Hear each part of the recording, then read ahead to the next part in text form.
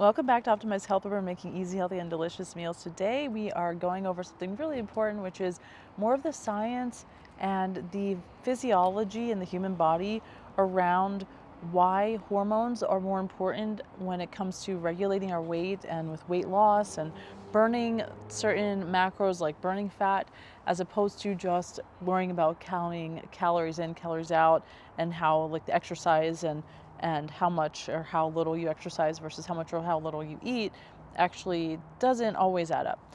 So some of the main things that we'll touch on are going to be why particular carbs like fructose and high fructose corn syrup are detrimental, why salt in certain circumstances can be hindering weight loss, and then also how insulin is so critical in this process. And then I'll have some tips at the end about what you can do to help to get around all of these processes so that you can accelerate your weight loss journey and be successful in keeping weight off.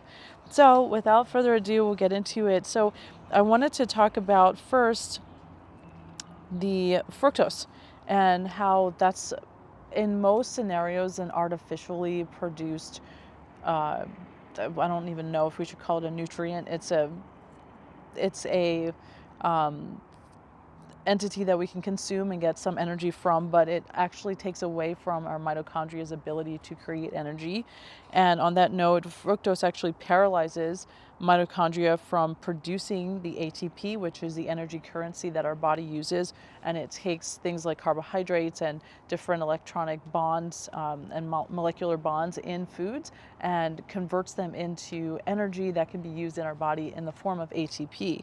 So the fructose is going to paralyze that process, and then when we have some energy that's not being utilized, because our mitochondria are paralyzed as we're eating more and more foods coming in, and the body's like, well, we have all this energy, but our mitochondria can't convert it into the currency of ATP, we store that as fat.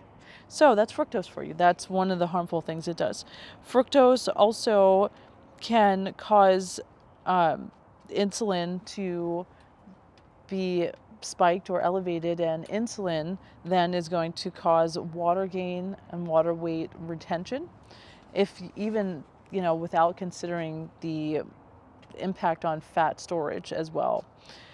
Then there's another thing we need to know with salt. Salt itself isn't necessarily a bad thing. What the body sees when we have salt or when we don't have salt is the concentration in our bloodstream of how the salt, either can be a higher concentration or a lower concentration, or it can be normal. So salt itself, in the form of being mildly dehydrated, is what can stimulate our body to store fat. So what this translates to looking like is that if we have a lot of salt, it causes a higher concentration of salt in our blood, and that makes us need more water. We feel thirsty, but that's kind of a sign that we're having a really salty food and maybe are triggering this fat storage process. You should talk to your doctor, healthcare provider, or veterinarian to see if any of these recipes, suggestions, or contents of these videos are right for you.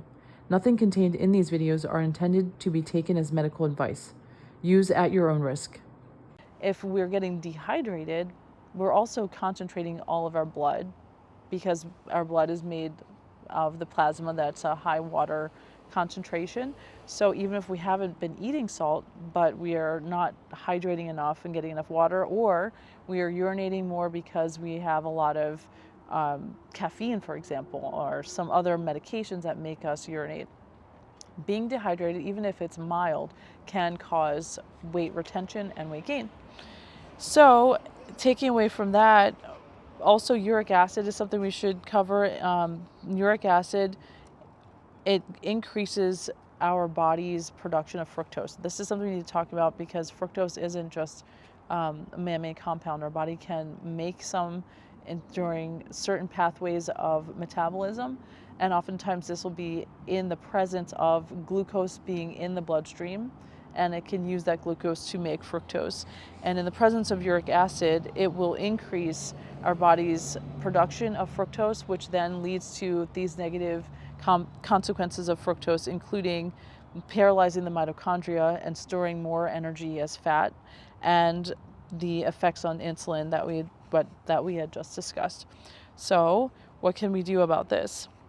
Well, the ability to keep our insulin under control, the ability to keep our uric acid lower, and our salt, the relative concentration of salt in our blood lower, is all important in order to keep our body's ability to burn fat stores if we're trying to lose weight, and therefore be able to prevent storing fat.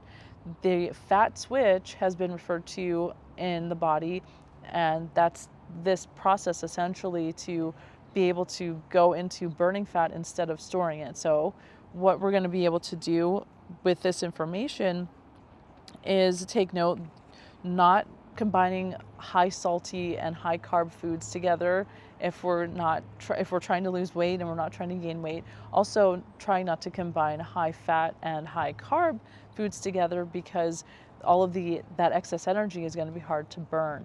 What we can also do to help boost fat burning is with intermittent fasting, not having to worry as much about exactly what we're eating and the macros if we're consuming our foods in a more condensed window of time during the day, and then allowing ourselves and our bodies to burn off other energy, to have our insulin to drop to a more baseline level, and therefore not activate some of these processes. So the intermittent fasting can be really helpful. While we're fasting, we want to make sure we're staying hydrated, and especially with newcomers to fasting, that's a time when we're dropping our insulin, and you'll notice and you'll know it's working if you're starting to have to urinate more, even if you're not drinking more than you usually do as far as hydration. But remember, we don't want to get our concentration of salt in our blood to be high, because that's going to stimulate fat storage. You want to keep, staying hydrated, even if you're peeing more. Keep, drinking fluids, and you can have some electrolyte, compounds and replacements when you're fasting, and that's fine, because it's coming in. It's salts and minerals that are coming in with water, so it's in the body. It's not going to be increasing that concentration. So that's perfect.